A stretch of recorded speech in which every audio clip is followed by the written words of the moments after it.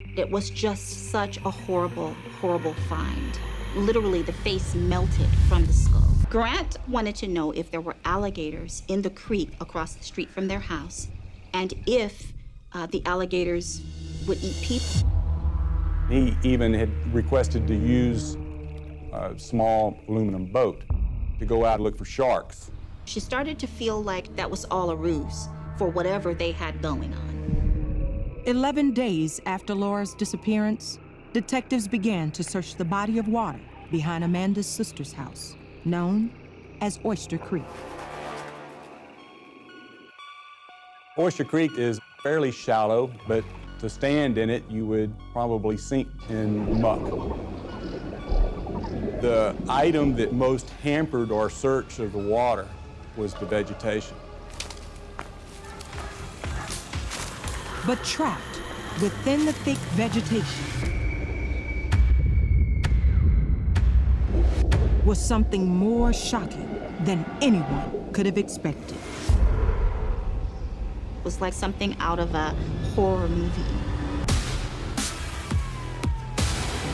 It's a body part, a section of leg bone with some tissue still attached. And then they also find female torso that had been cut horizontally in half. They recovered a head and another large section of the leg. When a body starts to decompose, it liquefies, and some of that flesh actually makes a sheen on the surface of the water. And that's how they knew where to search. The initial search recovered several body parts, but a positive identification of the body proved difficult. It was just such a horrible, horrible find. Literally, the face melted from the skull. Days later, dental records confirmed what police already suspected. Detective Jerry Falk telephoned me and told me that Laura had been murdered and that her body had been cut up and was dumped in Oyster Creek in Texas.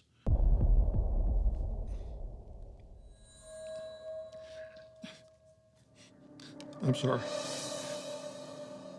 How do you tell somebody that their daughter or their loved one has, been dismembered and cut up and discarded like trash? While investigators sorted through the evidence, Detective Falk came up with a theory. I think she was killed in the apartment. I feel like dismemberment happened in the bathroom. Then she's put in the U-Haul trailer, taken down to Texas. They go out on a boat with her body parts, and they just toss them in the creek. All the evidence in the case paints that picture. Just imagine these two people gliding on this water, tossing out body parts. It's just bone-chilling.